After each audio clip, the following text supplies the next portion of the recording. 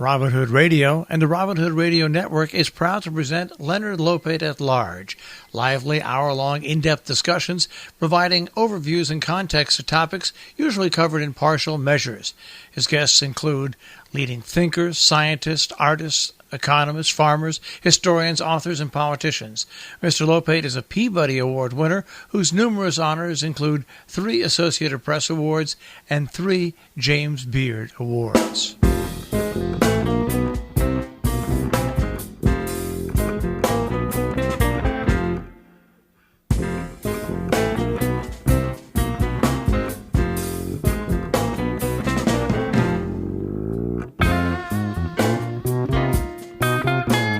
Welcome to Leonard Lopate at Large. I'm Leonard Lopate. Christopher Kimball has been a presence in print and on the air since he founded Cook's Magazine, now Cook's Illustrated, in 1980. And that led to America's Test Kitchen, which made him familiar to a broadcast audience. And then in 2015, Mr. Kimball founded his Milk Street enterprise, named for its Boston address. Milk Street Magazine already has over 150,000 paid readers per issue, plus a digital edition. There are also a couple of Milk Street cookbooks, a radio show, and Milk Street Television, which is carried on about 90% of PBS stations. All of those things bring chef, editor, publisher, and radio TV personality Christopher Kimball to our show now. Welcome. Leonard, great to be here. Thank you. Isn't there also a Milk Street cooking school in Boston, and then product partnerships for lines of kitchen tools, knives, and cookware? You've obviously been very busy over the past 3 years. It's like I don't even want to think about it. I just get tired. Yeah, we do. I've always wanted to have a cooking school, so we have one right here. We're on Milk Street in Boston, and we have an entrance right on the sidewalk. So, yeah, at night, 3 or 4 nights a week, we have cooking classes, and we do have some products, the spice line and some other things we do, and yeah, there's been quite a lot. Online cooking school we just launched, so Isn't the television show to some degree a cooking school? That's an interesting question. Yes, and we have that conversation all the time, which is if you're going to have an online cooking school, can't people just watch your TV show, and how is it different? And the answer is that an online cooking school has to be constructed quite differently, and there has to be more depth, and it's a different experience. But yeah, I think that's fair. If you want to know how to make a recipe, you can watch it on TV, and yeah, you'll learn how to make it. Sure. Why did you feel the need to establish a new company? A long story, but I'll give you a short answer. You can give me a long answer. Okay. I was afraid you'd say that. We have the time. Well, my cooking really started to change a few years ago, and I didn't just wake up one day and figure this out, but I did start to figure out that, basically I'm cooking Northern European food, mostly French-inspired food, and that was fine. But then I, started thinking, well, look at what Yotam Ottolenghi's doing, and look what this person's doing, and that person's doing, and it finally occurred to me that what I was looking at as a body of work was a different way to cook. It wasn't just that horrible expression, ethnic recipes. This wasn't other people's food. This is just a different way of thinking about cooking. And once I figured that out, I went, well, I know how to cook one way, but there's 150 other ways to think about it. And so why not explore that?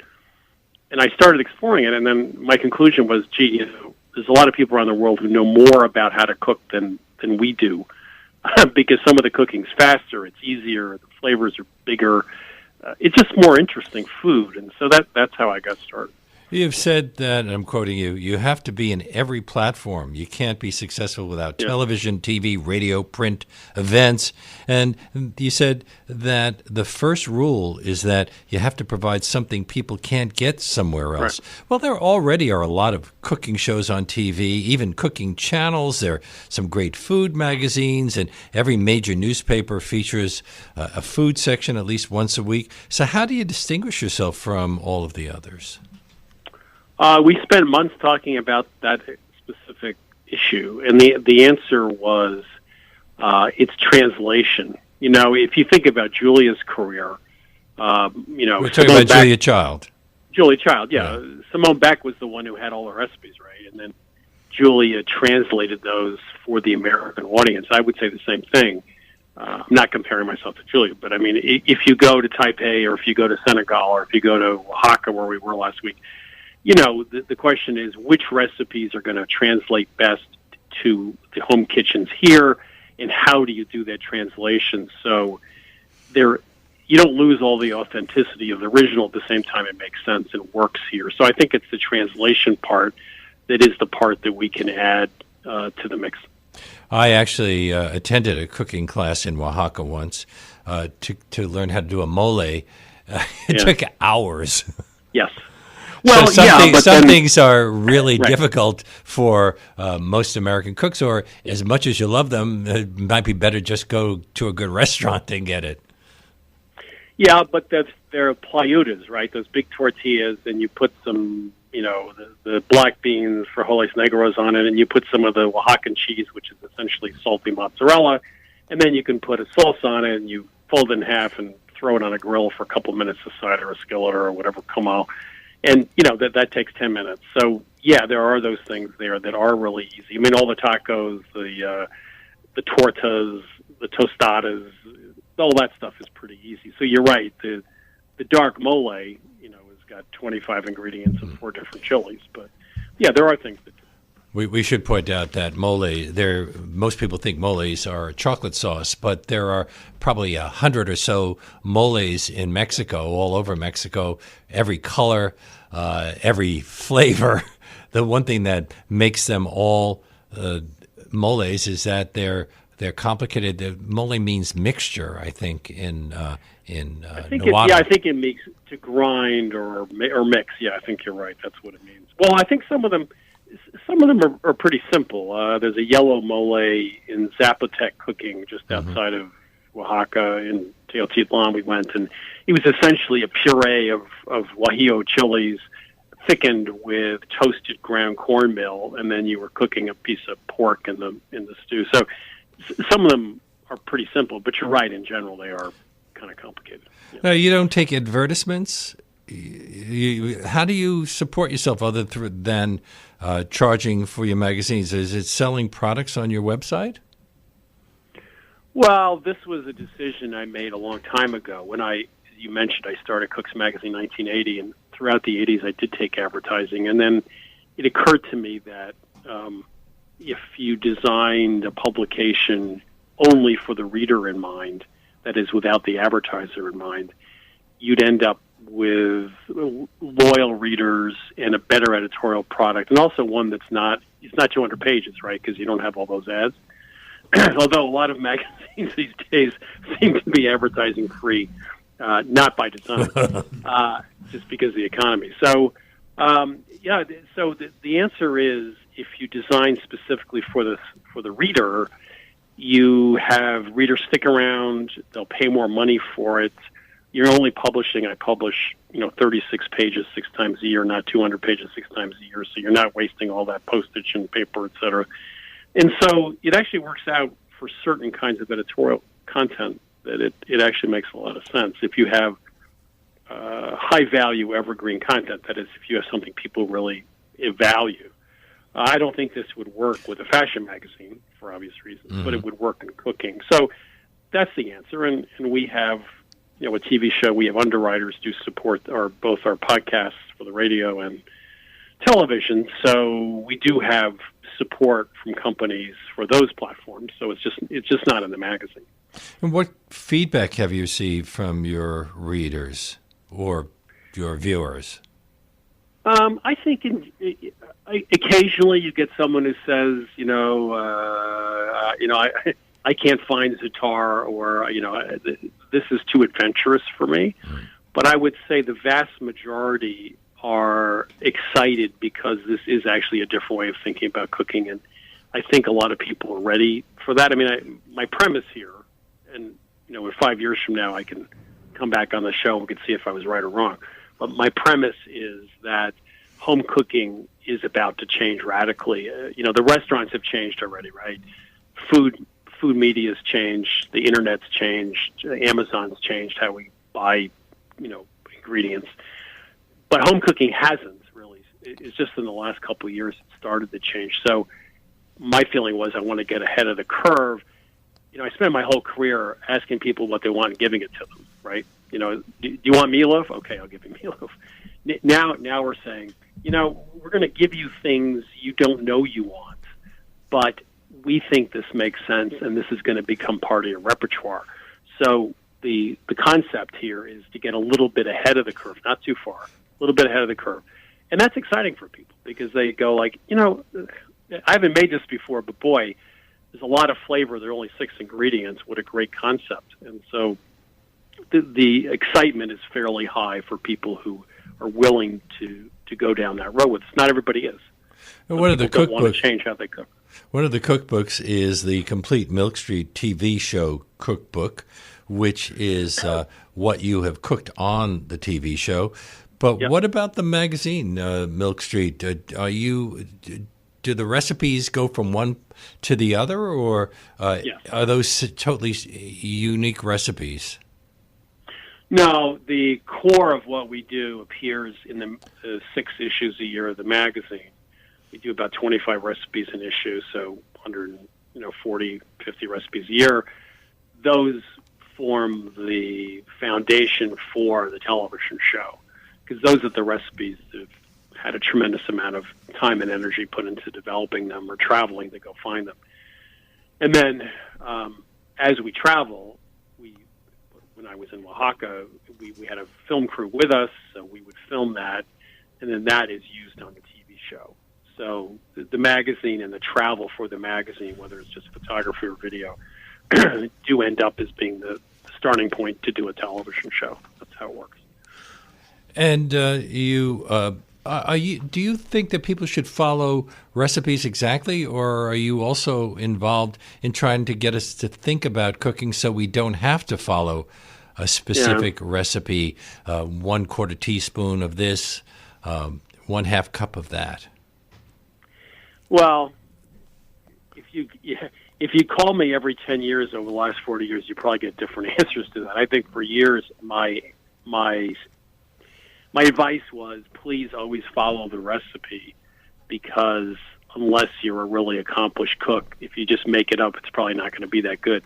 I now have a different point of view, which is what we're trying to teach at Milk Street is the core concept, and then so that you can take that idea and then use that with variations in your own life. So, for example, take a meat stew. The classic French approach would have been to saute the meat in batches, do the sofrito, the onions, etc. Put in the stock or the wine, cook it down, etc.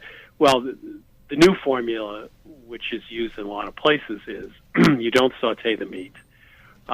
You use some very highly seasoned ingredients. You cook it covered in the oven for a couple hours, take the top off, another hour, so the meat actually browns in the pot, so you don't have to do it yourself. Yes. And then you take a liquid and reduce it down like wine separately and add it at the end, and then add more flavor at the end. So that's just a formula for stew. It's a 3-hour stew, and you can do 1,000 of them if you understand the concept. So, and it's great in the wintertime because the oven is heating up the house, and you're getting wonderful smells all at the same time. You are, and also I often say to people when I do a cookbook signings and stuff, I say, let me help you out. You never have to make beef bourguignon again, because it's a recipe which is a real pain, and you end up with umami on umami on umami, right? And you go like, well, it doesn't have a lot of different flavors, right? It's all one thing. And so one of the things we found go around the world is that most cultures have lots of different flavors, and they have, sweet goes with savory, and you have salty and creamy and crunchy. You have all these things going on, and so it's not just one flavor. And so I think that's another thing that once you start to pick up on that, you can, when you improvise at home with a stir-fried rice or something simple, you can think, well, okay, let me try with 3 different flavor profiles here, not one. Like chicken soup, for example, in America.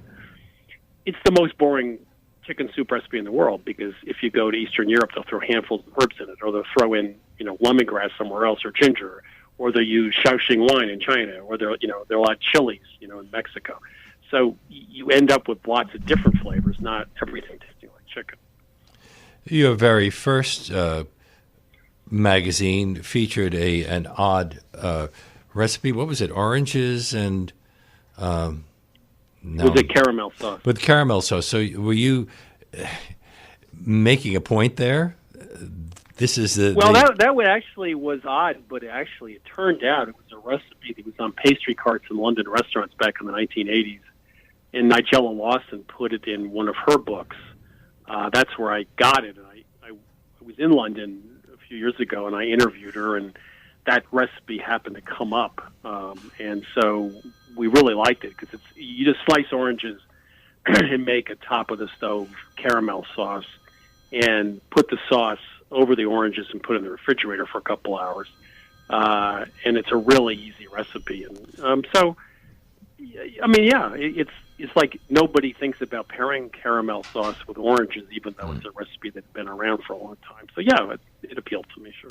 I'm speaking to Christopher Kimball, whose new food empire, or I guess I can call it that, is called Milk Street, named after the street where you live on Milk Street as well as conduct your business there? I live in Cambridge and Vermont, but Benjamin Franklin was born on Milk Street. So, and it's such an appropriate name for something that involves food. Well, the story is this. We were looking for space, and we at the same time were trying to think about names, for the company. And obviously, words that have the kitchen, related to the kitchen, came up, all the obvious ones. And then my wife, Melissa, and I, we found this space after looking at dozens of places, and went home, and she said, well, we should just call it Milk Street. And I said, that's ridiculous. Like, nobody's going to know what that means. And she said, well, they will. Mm-hmm. You might as well name it after the place you're at. So I guess sort of like Sesame Street, although that's obviously not a real place. In the great public television tradition, we're on a street. So, it turned out to be a great name, but it took a while to build the familiarity with it. You've really set a challenge for yourself. You say that in the food world, you often tell people, don't be the ninth person to be the expert on what you're doing, be the person. That sounds to me easier said than done. Well, if someone, a lot of people have asked me, probably have asked you too, but advice about career, I always say, first of all, find the thing that excites you the most and then be the best at it and become the expert at it. And so years ago, there were cookbooks about Paula Wolford on Moroccan cooking, or there was Julie Sani on Indian cooking, or Diane Kennedy on Mexican cooking. Well, these days, of course, we all realize that, India's got 500 different cuisines, right? So, you pick the one that really interests you and you become the best at it. I think in our business at Milk Street, it's more, we're not focusing on one particular way of cooking. We're just focusing on the translation, so that to give people a good way of translating these things around the world and bringing them to you in a reliable way. So my advice to other people is a little different than the advice I take for myself, I guess. You mentioned earlier that you think home cooking is changing. Can you get more specific about that? Sure.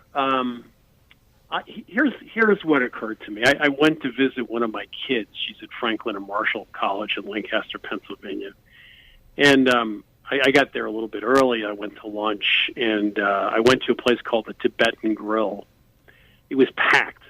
This is Lancaster, Pennsylvania, right? This is Trump country. It was packed, and the food was great. And then I was in Madison, Wisconsin, and there was the Himalayan Grill, And so I'm thinking, like, okay, here we are in Madison, Wisconsin. Well, that's kind of a college town, but, Lancaster, Pennsylvania. And people are now exposed to food where they realize Mexican food's not Taco Bell, right? I mean, they get it now. Much more likely now than 10 or 5 years ago. It's not Chipotle either.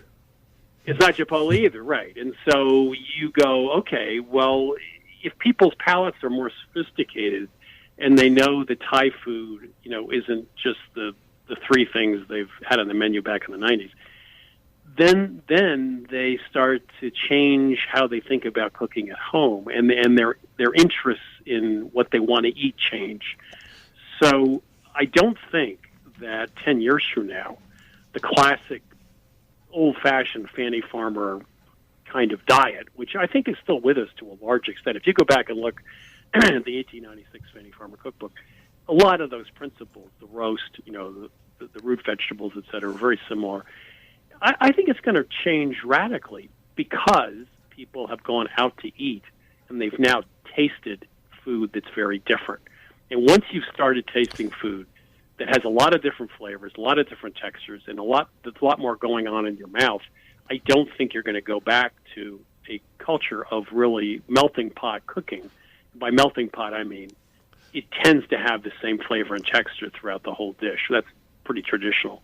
Now, obviously, a lot of people live in America with very different backgrounds and different cuisines, but the Fanny Farmer stuff I grew up with, I think that's going to diminish rapidly, and then people's tastes have changed, and they can also get the ingredients now. So, you walk into, I was walking in a supermarket the other day, and they had gochujang, that spicy sauce from Korea. They had potato chips, gochujang potato chips, and no one had heard of gochujang 5 years ago. So the availability's changed, the supermarkets have changed, the restaurants have changed. The home cooking is going to go along with it. Just like I remember back in the 1980s, we were talking about a revolution in the restaurants in America. Well, that came to pass, and I think it's going to come to pass in the home too. But let's talk about gochujang for a moment. You say it's available in supermarkets. Tamarind it's available in your supermarket, but I guarantee you it isn't in a lot of supermarkets. But okay, so you find it, or you find tamarind chutney, something else you include in one of your recipes. Yep. It's been my experience that when you buy things like those for a specific recipe, you use a little bit of it, and then the rest just sits in your refrigerator for months. Mm-hmm. Yeah, we just talked about that yesterday, and that's why we are going to do a lot of work on, and we do. We send emails out to our folks, and we say, look, you have that tahini you bought, for that dish. Here are 6 things to do with it. So I think part of our goal and what we need to do is to explain to people, if you're going to go and buy this thing, here are 12 other things you can do with it. I don't. Now we don't base most of our recipes on a hard to find ingredient. However, let's take spices, right? Most people's spice cabinet, like my mother's, was first of all old and relegated to cinnamon, nutmeg, allspice, in a handful of other. And even there, some of them sit around for so long that you realize a year later, I better throw this thing out. It no longer has that much flavor. Yeah, I mean, I always used to kid my mother about, she bought all of her spices in the first Eisenhower administration. She thought she was good, for the next 50 years. But, the easiest way to change your cooking, you don't have to buy gochujang, that's fine. But if you bought 4 more spices or 5 more spices, right, and you had a good soy sauce and a good fish sauce maybe, and a good vinegar, maybe that's all you have. You're fine. You can do a lot with that. But if you add and buy whole spices, like whole cumin and coriander, if you buy them whole, they last longer, and you toast them in a skillet for a couple minutes till they start to have a nice aroma. And then you can use them in cooking or grind them in a little coffee grinder if you like. And you'll improve the quality of your dish 50% just doing that. So I'm not suggesting that you need to go out and spend $500 on a new pantry that you'll use once. I am suggesting you start to add a few things here and there that you are going to use consistently. And then, over time, that's going to be a broader pantry than what people had 5 or 10 years ago, certainly. Tahini, for example, is not a weird ingredient anymore, right? I mean, people are kind of familiar with that, and you get that anywhere. That wasn't true 10 or 15 years ago. You do point out that classic European cooking uses around 7 spices, including salt and pepper. And you've mentioned some others that have become popular. What else should I add? Sumac, star anise, cumin seeds, turmeric? Well, I would say the spice drawer is already quite full. No, I mean, whole cumin and coriander are workhorse ingredients, I would make sure you have those.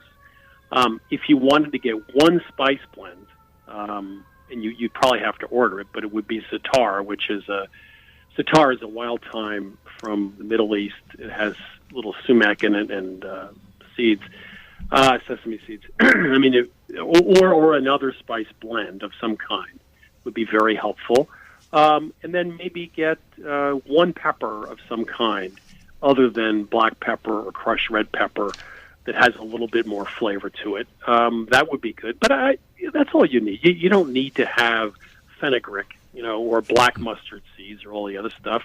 And a smoked paprika, pimenton, would be, that's easy to find in any supermarket in those little red and black tins. And that is a wonderful recipe Jose Andres, the chef from Washington, Spanish chef, does, where it's sort of end of month, recipe where you don't have any money, and it's basically garlic, bread, water, and like 3 tablespoons of smoked paprika, and that's dinner. And so, yeah, that would be fine. That's just 3 or 4 things. Now, you mentioned Jose Andres, who's also kind of a heroic figure, especially recently with Puerto Rico, where he has played such a major role in feeding people who are hurt by the terrible hurricane. Do you look to chefs, star chefs like Andres for inspiration? Sure. We interview, on our show, I interview chefs a lot, and I'm not looking for star chefs who are trying to do things that don't work in the home. And with Jose, I had him on our show last year, and we made that soup, and it was a soup his father and mother made it, as I said, at the end of the month when they were running out of money. And so when you get a star chef who can do something really basic like that, it's almost peasant food, or it's that kind of cooking. That's what I look for. I'm not looking for the fermentation expert so much as I'm looking for somebody who needs to do something really, really interesting but really simple. That's really what I want to look for. And a lot of the chefs today understand that very well. Simplicity has really come back into the kitchen, I think, in some cases, and that's what excites me. I don't care about the fancy stuff, because that's just not good. You go out for that. You don't make that at home. And I'm not so sure that I appreciate it when I get a dish that has way too many complicated things going on at the same time at a restaurant. Maybe that's the justification for paying the kinds of prices that they're asking, but in the end, it's been suggested that I think Alain Ducasse said, you get great ingredients, you cook them well, and don't mess around with them. Yeah, those, and Joel Robuchon was, Mimi Sheraton, I was talking to her recently, and she said Joel Robuchon always referred to himself as sort of a working man. He was just a worker. He was just a restaurant worker. That's how he thought of himself. And although some of his food, was pretty interesting technique, but simplicity and just doing honest food was really the basis of his career. I think that's true of some of the great chefs, right? I mean, there's a simplicity, and you're not mucking stuff up, and you're not putting too much stuff on the plate. And those days of that kind of fancy cooking, hopefully, are now more limited. And it's harder, as you know. It's much harder to make a recipe with 7 ingredients than with 25. Right? I mean, you got to get it right. Mm-hmm. There's no room for error, and that's where the great cooking is now. Is just doing simple things really well. I don't need the fancy big white plates, and I don't need all the garnishes and everything else. That's old news. I'm speaking to Christopher Kimball of Milk Street. They're the magazines. You say there are 6 issues a year. I have in front of me the November-December 2018. I guess that's the most recent one, with Argentina's holiday roast on the cover. And then there are that's a pretty crazy recipe. Yeah. And then there are 2 cookbooks. There's the complete Milk Street TV show cookbook, which has every recipe from it was 65 in this case, the most recent edition, every recipe from the last couple of years that's been on the TV show. And then there's also Milk Street Tuesday nights, and we'll talk about that as well. Chris Kimball, now considering this conversation, one of the more surprising things that I found that you've said is ethnic food is dead. But we've been talking about ethnic food, haven't we? Well, you said you were in Oaxaca once. Okay, let me ask you a question. So I've been in a lot of different places. And as far as I was concerned, part of the fun of being there was that the food was different in each place. You could find things that, in fact, if you go through Mexico or if you go through Italy or if you go through France, wherever you are, you're going to, whatever region, you're going to find totally different kinds of food. But my question is, if you were from Oaxaca or Mexico City or wherever, you wouldn't say, what do you want to cook tonight? Oh, let's cook Mexican food. You'd just be cooking dinner. And so the thing I really dislike about the term ethnic food is it implies it's other people's food, and somehow that's something strange and foreign. And if you go, as you have, and I have, traveled around the world, you find out that you get in someone's kitchen, it's just food, okay? And so maybe the ingredients are a little different or the approach is different, but if you're in Beirut or if you're in Taipei or if you're in Tokyo or if you're wherever you are, in Dakar, you're cooking, and it's dinner or supper or breakfast. And so I think my point is I want to remove that barricade. And ethnic means to me something that's unfamiliar and strange. And what we're trying to do is say, look, I was once cooking scallion pancakes in Taipei a year ago with a woman who spoke Mandarin, right? And after about 10 minutes, we somehow started to communicate, and we had a great time. So it wasn't ethnic. She was just cooking, and I was cooking, and that's the thing. And I think the story I've told many times, I'll just tell it again, but Naomi Duguid was in, I think, Armenia or someplace years ago, and she was in an apple orchard. It was late afternoon. She didn't speak the language. An older woman invited her back to her house, and she served her a cup of tea and one apple. And she just at that moment, and this was, I was interviewing her, and she started crying. And she said, I realized we all sit at the same table. And she felt enormously welcome, and it didn't feel strange. It didn't feel ethnic. It was just she was there with that woman and her family. And so that's, I want to bring people together over food. I don't want to separate us by saying it's ethnic. I think that's my point. I guess my thinking was all food is ethnic on some level. Yeah, that's fair. It's all ethnic, but I think I've been in so many kitchens now around the world where I felt totally at home, and I didn't feel like I was in some other place. I mean, the food is different, but it's cooking, right? So people have skillets, or they have woks, or they have oil, or they have, lentils, whatever they have. You're still cooking, and so what is familiar is greater than what is not familiar, is my point. That's it. One of the first things you notice about Milk Street magazine is its international focus. There's Greek white bean soup, Sicilian orange fennel salad, Colombian coconut chicken, Moroccan meatballs, Spanish ratatouille, Indian spice squash soup, etc., etc. Yeah, so, I mean, so those the country of origin is important in identifying these things. Sure, because we always want to start. Here's what I don't want to do. I don't want to just make stuff up, right? I mean, I want to start in a place where most of the time we've actually been there.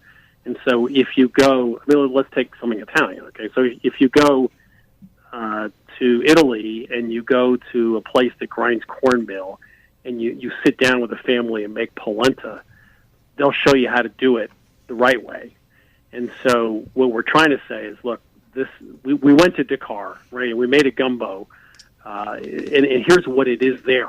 And now let's talk about how we're going to do it here. But we want to locate a recipe at a time and a place and a culture as a starting point. So at least we know how it should be done. And then we can say, okay, here's the changes we're going to make to bring it home here. I don't want to just have a generic ersatz recipes that are not referencing what the starting point is. I want to give that person credit. I want to say, if you do this there, here's how it's done, here's how she did it, here's how he did it. And then we can have the discussion about how we're now going to do it. But I always want to go back to that starting point. You've argued that you can turn out much better food without more work if you think about cooking the way other cultures do. Sure. If you start, and I know that sounds like the worst kind of marketing hype, so I'll defend myself. If you start with big flavors, look, let's go back to French cooking. Mastering the Art of French Cooking, how many spices were in that book, right? Almost none.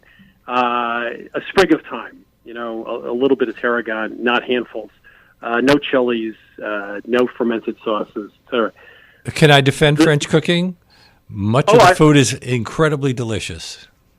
Absolutely, but I'm not saying there's anything wrong with that. I'm just saying that your question to me was, can you make big flavored great food more quickly? And my answer to you is French cooking after the medieval times when they did use a lot of spice was based upon high quality ingredients where time, technique, and heat created flavor. I think if you look around the world, like stir-fried rice, you have soy sauce, you have oyster sauce, you have fish sauce, you have galangal, whatever you have a little meat to start to saute. So you start with big flavors very often, ginger, scallions, etc. You start with big flavors, and so it isn't time, technique, and heat to develop the flavors. You start with the big flavors. In Madrid, I was there a year ago, they make carcamusa, which is essentially a stew in a skillet. It takes about half an hour. Well, you start with smoked ham. You start with the cured Spanish chorizo. You have smoked paprika. You have some other herbs. And then you have a little bit of raw pork, which cooks quickly. The whole thing takes 25 minutes. But since you have highly flavored ingredients to start, you don't need to spend 2 hours making a stew. You can do it very quickly. So I think my point is big flavors at the beginning, big flavors at the end. It's less about the cooking than it is about the ingredients going into that pot or skillet. But Americans have a reputation for not really appreciating big flavors. I used to live in Chinatown in Manhattan, and I ate out a lot. And sometimes I'd order something, and a waiter would warn me against ordering the dish because he said only Chinese people would like the way that it tasted. So when you're thinking about True. When you then actually that made me want to buy it even more. But I'm sure a lot of other people were grateful to have been dissuaded against something that would have cost them money, and then they wouldn't have wanted to eat it. But when you're thinking about translating international dishes for an American cook, do you have to draw the line sometimes because it might taste too extreme? Well, the two things. There's heat, right, which is one issue, and then there's just odd textures and flavors that are unfamiliar to the American palate. When you say heat, you're talking about spicy things, a lot of chilies? Spicy. But don't you agree? In the last 20 years, I think the American palate, to a large extent, because of fast food and convenience food and restaurant food, people like big flavors. There's no question. And if you look at what's selling now in supermarkets, you have a lot of spice combinations and flavors from India, or even in Walmart, you see yellow curry dishes now and other things. So there's a lot of interest in big flavors and even spiciness. And I think that has definitely come into the American palate in the last 20 years. I think you're right. When I was younger, in the 60s or 70s, that was probably true. I don't think that's as true anymore. I think big flavors, well, look at sriracha, right? I mean, why sriracha has been selling so well for the last 10 years? Well, spicy. I think people like spice now. You're right, however, that certain cultures have palates, like Japan, for example, where it's a very different palate than what we like, and some Chinese cuisines also. They like chewiness. They like gelatinous textures. And so some of those foods are very unfamiliar to us, and I don't think those are going to become popular anytime soon. But in terms of spiciness and heat and big flavor, I think Americans are definitely there at this point. I mentioned that there's regional cooking all throughout Europe. There's regional cooking in the United States as well. You're in Boston, Sure. Which has a cuisine culture of its own. If you come to New York, it's different. If you go to the South, it's different again. Sure. The Midwest, again, different. And depending on where you are on the West Coast, you're going to find different kinds of foods. So haven't we always had a certain amount of diversity here? Sure, we have. But the starting point was the Fanny Farmer School of Cooking, and the starting point was English, French, German, Northern European food. That was the starting point because many of the immigrants early on came from those countries, and that was sort of the bedrock early on. Absolutely, especially in the 20th century, then you got a lot of diversity in the food and the cooking. But I think there is something called American cooking, which could be defined as pretty close to what the Northern European palate was. And that does exist. But you're right. You can go, if you go to L.A., you can find 50 different cuisines with different groups. Sure. But there is still something called American cooking, which I think anybody could probably recognize readily. And it's still with us to a large extent. In my former iteration, that was the food we were preparing to a large extent, and there was a big audience for that. So a lot of diversity, sure. It's 300 million people. There's a ton of different things out there. But there still is a starting point that still exists that people, I think, can easily recognize. How much of an impact have the new gadgets had on the way we cook, like Instant Pots and air fryers and things like that? Yeah, I'm not an air fryer fan. The Instant Pot is more or less a pressure cooker, right? Really, with a little bit of a slow cooker thrown in. I think there are a group of people who've adopted some of these things and actually make it part of their repertoire. I think my experience is very often people will buy one of these things, use it 5 times, and then it ends up in the basement. So I don't think it's radically changed how we cook. I think the Instant Pot, more than anything else, probably has made some changes because you can take a tough piece of meat and cook it in an hour. And by the way, when I was in Oaxaca, I noticed a pressure cooker in one of the kitchens, and that's what they did because a lot of the meats are cooked, as you know, essentially boiled, right? And then it's finished with a sauce. So that first step of taking tough meat and making it tender was done in a pressure cooker. So I think to some extent, but I don't think it fundamentally changes the game now. Most serious cooks have a standing mixer, which takes up a lot of counter space. And you've asked, do people really use all those attachments? When they have all the attachments, they wind up keeping them in a drawer and never use them. Yeah. Well, about a year and a half counter ago, space is an issue for everything, isn't it? If you want to have a toaster, if you want to have, there's just a whole bunch of different things that just seem to be normal in any kitchen, and yet many of us have small kitchens, and it's kind of hard to have them all there.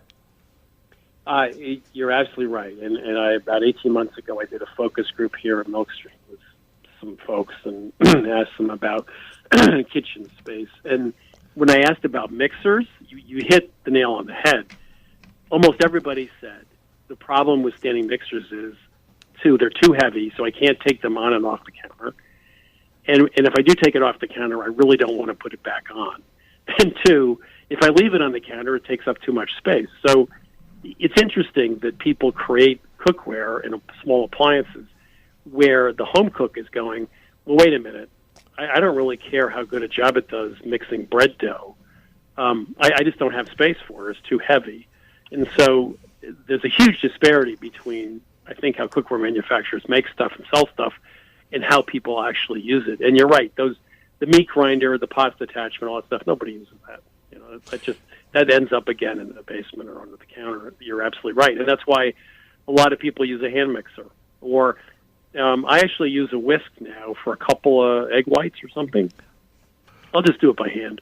because it's really easier than getting the standing mixer and cleaning it and everything else. So. You offer a free digital issue of your magazine with the heading 12 Recipes That Will Change the Way You Cook. How will they do that? Well, these are all things we refer to as sort of Milk Street basics. And so, some of those things are you can use water instead of stock. I mean, stock, is very 19th century, and it made a lot of sense because people were spending 30-40% of their dollar, their income on food, whereas it's about 5-6% today. And so everything went in the stock pot, right at the back of the coal stove. Even the water you used to boil cabbage in, you throw in the stock pot. But it turns out that many times, if you're going to cook a chicken in water or cook a stew, if you put meat in water and cook it, you get stock. So you don't need stock. Stock is one of those things I grew up with that you don't really need too. But doesn't it add flavor, complexity? It's a good point, but if you think about it, most people are buying stock in a can from the supermarket. And I can tell you that if you buy chicken stock in the supermarket and look at the ingredients on the back of the can, chicken is not in the top 4 or 5 ingredients, right? So you're putting something in which isn't really a pure stock. And if you just use water and cook, if you cook a chicken like white cooked chicken from China, right, it takes 70 minutes or so. You put it in, cook it for about 25 minutes on a low simmer, turn the heat off, let it sit. The quality of that stock, that water, is so much better than if you'd started with stock or half stock and half water because you have the pure flavor of the chicken. So I think you are way ahead of the game. So you just throw the bones away and all of those greens that are going to rot in the refrigerator if you don't stick them into a stock? No, if you want to make a stock, there are times when a stock is useful. If you're going to cook something in a skillet quickly, you want to make a quick pan sauce, for example, or a quick braise or a quick steaming fish or something, sure, stock's great. But if you're going to cook meat or poultry or fish for a while in a liquid, that liquid will become stock. So all I'm saying is for a stew, for a long-term braise, for anything cooked in water, you don't need to use stock. So stock has its uses, but it's usually something that's cooked quickly. Another simple thing, which the Italians have been doing since the beginning of time, is one, don't cook your pasta in too much water because you want the starch in the water and you add that starchy water to make a sauce. Mm-hmm. And two, don't completely cook your pasta. Take it out, put it in the skillet with sauce and cook it together. You might, don't saute. You don't have to saute meat for stews. We talked about that earlier. If you have 4 pounds of meat in a stew, the last thing you need is more umami, more Maillard reaction, right? I mean, you've got plenty of it. So you can put it in an oven and finish it with the top off, and guess what? The meat, if you don't have too much liquid in the pan, the meat's going to brown, and you don't have to do it yourself. So there's a bunch of stuff like that where you rethink how to cook. And another thing might be, if you think about a recipe, any recipe in 3 parts, right? There's a foundation, which is the pasta, the chicken, whatever it is. There's a counterpoint, which is something which has a different flavor or texture. And then you have highlights, a little bit of garlic, a little bit of ginger, a little bit of this, a little bit of that. So if you think about a base, you think about a counterpoint to that base, and you think about little highlights of flavor. If you think about recipes that way, that changes the way you think about cooking. Now, we have just a few minutes left, and I wanted to ask you a couple of personal questions. You graduated from Columbia University with a degree in primitive art. That doesn't sound like you were thinking about a career in food at the time. Well, I think I graduated, but you have to remember the early 70s at Columbia. I think 2 out of the 4 years we never had finals because we were busy with the revolution. So, in any case, yes, I did have art history major.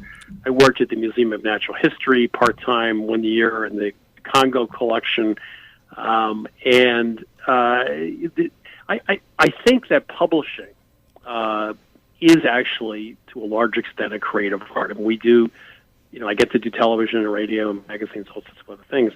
And there is a creative element to that. So I decided early on I didn't want to work at a museum. I didn't want to work at a university. So this is as close as I could get to sort of a creative career where there are a lot of visuals and there's a lot of creativity. So that's how I got from, oceanic art to publishing a food magazine. There is something similar. And when did you start wearing bow ties? Early 1980s. When I started Cooks in the spring of 1980, I was wearing ties. And then it occurred to me if I was going to have a test kitchen and be in and around a kitchen, that was really not a good idea. So a friend of mine always wore bow ties, and he got me over to the dark side or whatever. I'm wearing a bow tie. And so it just makes sense if you're going to be around food. You don't want to, be wearing a tie. Of course, you might ask me why I wear a tie at all, but that's another issue.